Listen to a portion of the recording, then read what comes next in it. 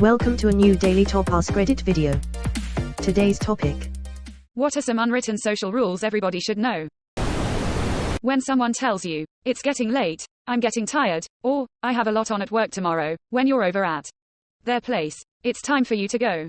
Yes. Or yawning or talking about how you must have so much to do tomorrow, or kind of getting up and moving or slapping both legs and saying, well. Basically, if you are at someone's place, be on high alert for them trying to get rid of you.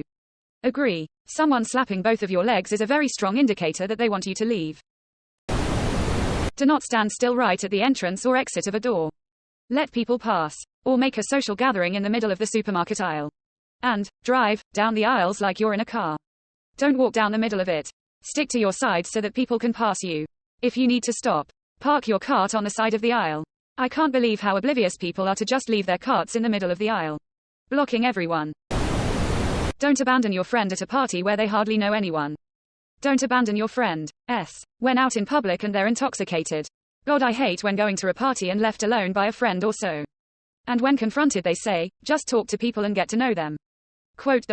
Well, I am. It just would be much less stressful if I was introduced and someone I know would be there too with me. After moving to a new state in winter, the middle of COVID, we eventually got invited to a block party in summer. I was walking around talking to everybody I could while my wife was watching the kids. Apparently one neighbor got annoyed that I left my wife to take care of the kids while I socialized. My wife told me she let the neighbor know that I WFH and don't know many people. It's okay. He needs this. Quote. Especially don't do that at wedding to A+1 you have with you who doesn't know anyone. Many years ago my GF and I flew across the country to her sister's wedding. I only knew her and her family. She basically ignored me the entire time and never introduced me to anyone. We broke up on the flight home. We'd been having issues before, but that was the deal breaker for me. My ex did this to me. We'd been together 6 months when we drove cross-country to attend his best friend's wedding. I sat with his parents. He sat with the other groomsman with a bridesmaid on his lap. The bridesmaid was attempting to get her ex, a different groomsman, jealous by pouring herself all over my boyfriend. He didn't resist. In fact, he danced mostly with her all night. Dumb at SS 20-something me did not dump him on the spot. SMDH at myself to this day. Don't criticize someone's smile or laugh. It will make them feel self-conscious every time they're happy. Don't criticize someone for anything they have no control over, really. Don't play music out loud on your phone in public. I am convinced that everyone knows this rule and people violating it are doing it to be obnoxious. Honestly, as much as I'd like to think that, I think there's a lot of socially unaware people, or selfish people who forget about the comforts of others. You let the people stepping out of the vehicle get out first before you try to get in. Any enclosed space really. It just makes sense to let the space empty before trying to put more people in it. And you do not stand in front of the door blocking their way. Contrary, if you're the one getting out of a vehicle, elevator, etc., you do it quickly and leave the space ASAP so others can also get out and you don't hold everyone up because you just need to finish writing that message right now. If someone says no to alcohol, donuts, a second serving, just say okay. Do not say, or come on, or ask them why. Such unnecessary pressure. I was just in Ireland where you have to vehemently deny it at least 3 times before they accept your refusal. Bengali culture, you have to say no shit ton of times if they offer you anything before they leave you alone. Most annoying thing about my culture. I'm sure other places have it as well. I used to have a friend who was Filipino American. His dad would pretty much cook all day. If you went over his house early in the morning, there'd be a giant pot of soup on the stove. It always tasted good, but you always had to go over there hungry. If you didn't, it was almost like his dad would turn it into a contest of manliness. Dad, do you want some food? Me, no thanks. I'm not hungry. It smells good though. Dad, surely you could eat something. Aren't you man enough to eat something? Just a little. Me, okay, maybe just a little. Dad proceeds to put a gallon bowl of soup in front of you. Well, in that particular situation, I'd definitely go there hungry lol. Don't make plans in front of those you are not willing to invite. On a similar note, don't talk about plans with other people in front of people not part of those plans. Like New Year's just passed. We were having a small gathering at my house. Just a handful of couples and their kids. Buddy was talking about it in front of people not invited and now I'm the asshole for not inviting them. Perfume, cologne is meant to be discovered, not announced. I've also heard, perfume should be a reward for intimacy, not a punishment for proximity. Made me think long and hard about choosing when to wear scent, and how much is applied. Fragrances should come with this message as a warning label. Window seat gets an armrest and a wall. Middle seat gets 2 armrests. Aisle gets an armrest and a bit of extra leg. We're not fucking animals. We live in a society. Also, let people off the elevator first.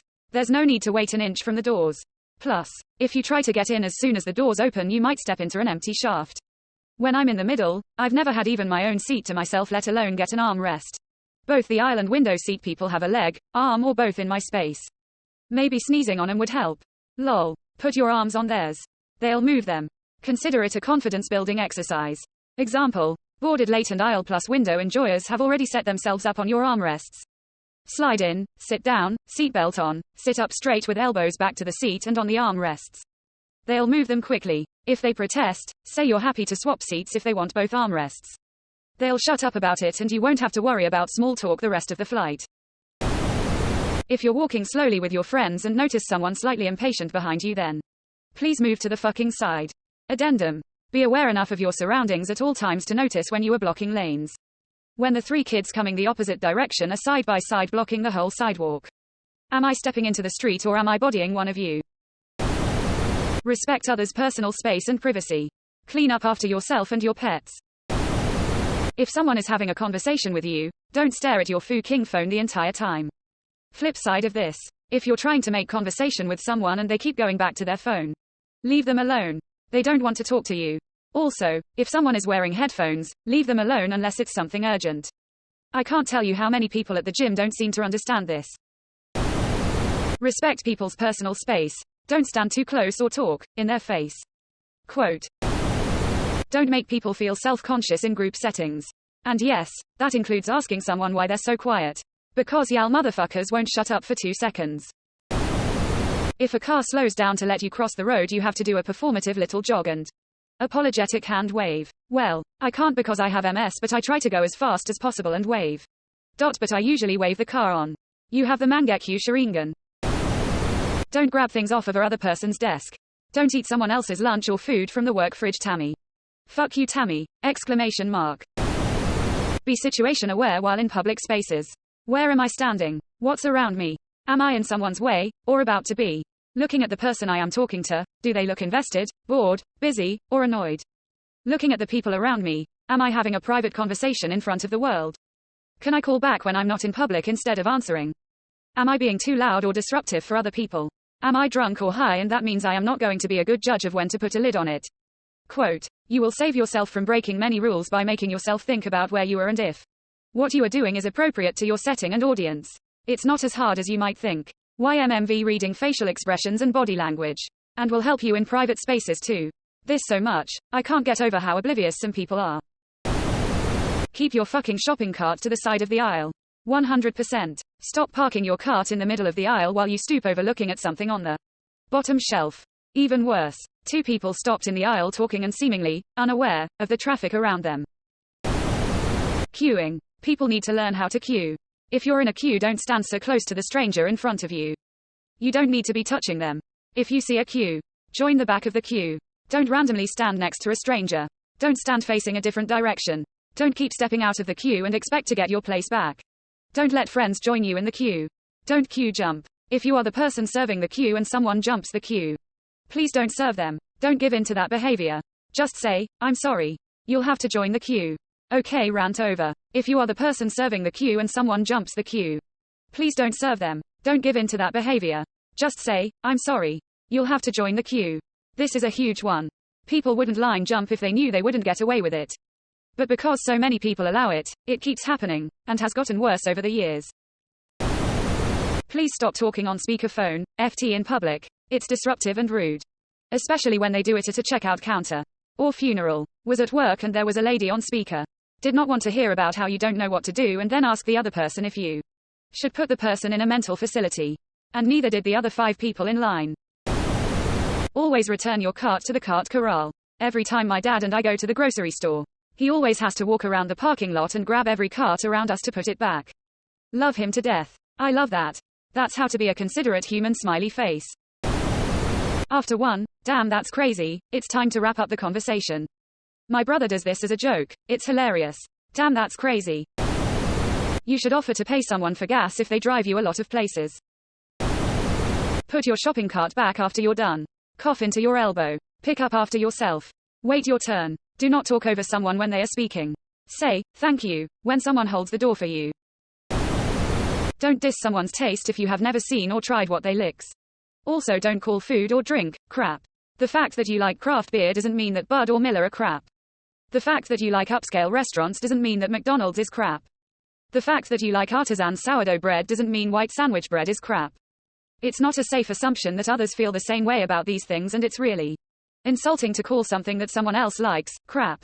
I know 2 of the things I mentioned are probably less healthy than the alternatives. But that still doesn't mean that they're crap. We're working on this one with my 8-year-old. Our rule is, if something is a food that someone would voluntarily choose to eat, you can't call it disgusting. Or say, EW, if someone offers you some. You can say, no thank you, if you don't want to eat something, but not, disgusting, or, EW. I don't think my kids know the word, crap, but if they did, it wouldn't be allowed either. The only food that can be called disgusting is food that is spoiled. Don't diss it even if you have tried it. Obviously this is for things like food preferences or hobbies they enjoy. Not things like listening to Joe Rogan. Or meth.